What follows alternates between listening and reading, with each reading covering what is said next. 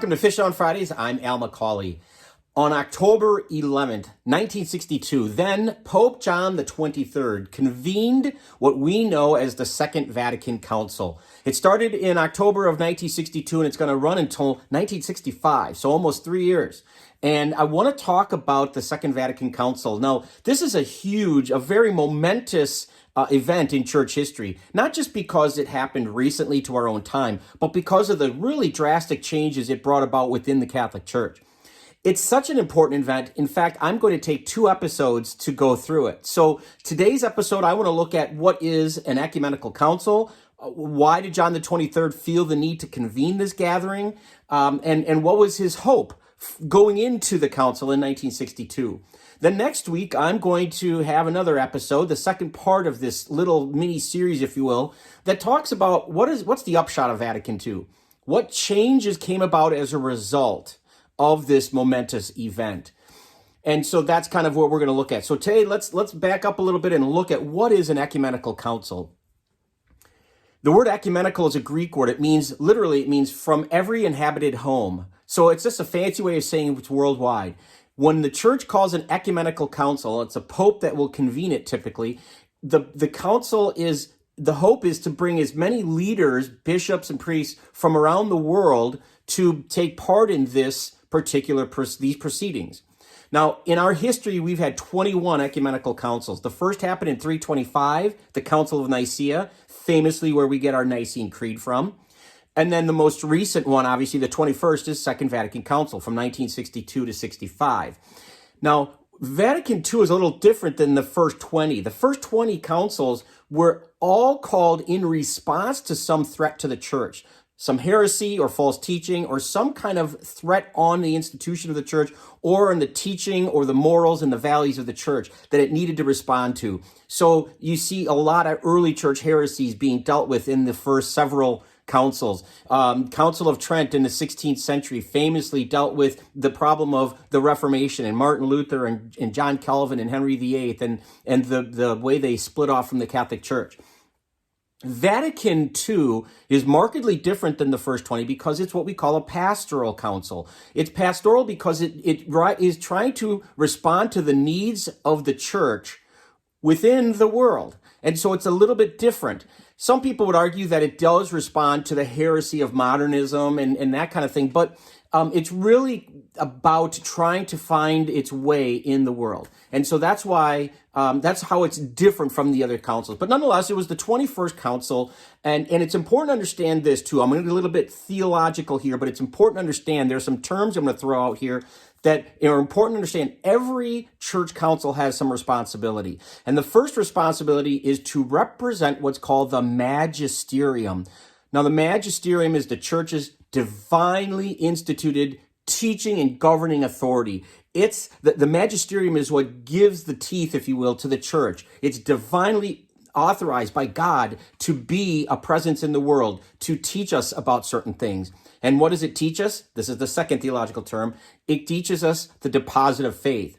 So a council is called to represent the magisterium, that teaching authority, but it's to defend the deposit of faith. And what's the deposit of faith? It's basically the revealed rules of faith and morals. It's everything that guides our lives. So again, just to put it in context, every ecumenical council is called to safeguard the magisterium from heresy and to define the deposit of faith for the faithful. So we know what we are, what we're believing basically. And so that's the goal of every ecumenical council. And Vatican II is no different. That's what it tried to do. Now I'm going to go off screen a little bit because I want to read this quote because this quote really summarizes the Second Vatican Council. There was a German cardinal there named Walter Kasper. And this quote is this sums up Vatican II to a T. I think it sums up by extension what it means to teach in a school or to be a priest in a parish or to be in a family. This is really at the heart of what the church is grappling with in the early 60s when Vatican II is called. And this is the quote. If the church worries about identity, it risks the loss of relevance. If, on the other hand, it struggles for relevance, it may forfeit its identity. And that's really the rub there between these two. The church needs to safeguard its identity. It needs to maintain what it is and what makes it what it is. but it can't be irrelevant to the world that's out there. It has to somehow speak to that world. Now, if we worry too much about speaking to that world, I want to be nice, I want to be tolerant, I want to, be hip and now and trendy and cool and all that, then you lose the identity on which you've built everything. So it's a very, very narrow margin of error there. And it's a very difficult road to hoe, if you will. So Walter Casper's got a great point here. This is the problem of Vatican II. And a lot of people who lament Vatican II will say that it's lost too much of its identity in order to be hip and cool.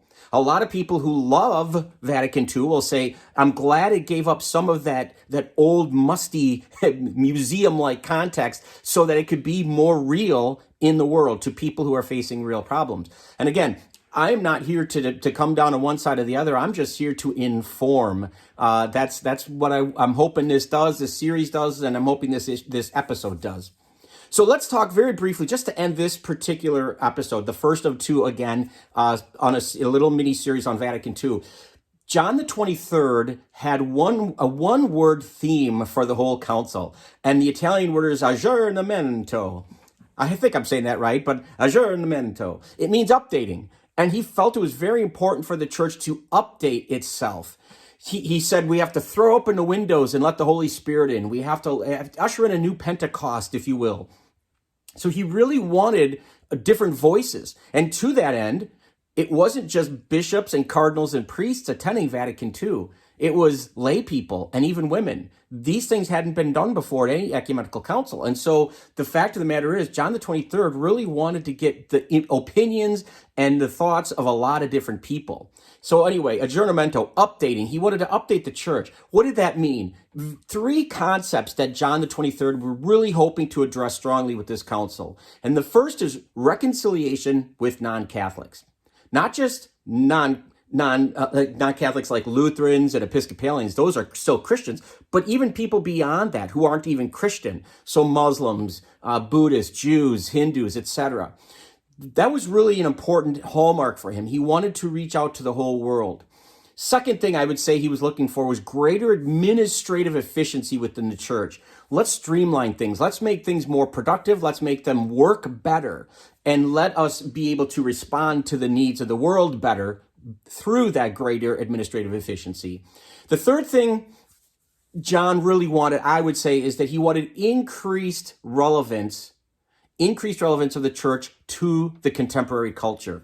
And the buzz phrase since John Paul II has been evangelism. This idea that we're called to be evangelizers of the faith, that we're not meant to just go to church, pray our prayers, and be done. That we are in the world, in the workplace, in the schools, in our families, in our communities, in our neighborhoods. We need to bring the faith, how we live, we need to bring that faith to others. That's really important for John the 23rd. That's really an important hallmark of the Second Vatican Council, is how do we live our lives? How do we evangelize our faith by virtue of, but by the way we do live our lives, our morals and our faith, etc. How do we represent the church? Okay, deep breath. There's a lot there, but I hope that this has piqued your curiosity enough to say, okay, I have a better understanding of what a council is. I get an idea of why John the 23rd called it, that he wanted to update the church. Next time we talk, in the next episode, I'm going to address some of the things, the outcomes of the council. What's the upshot?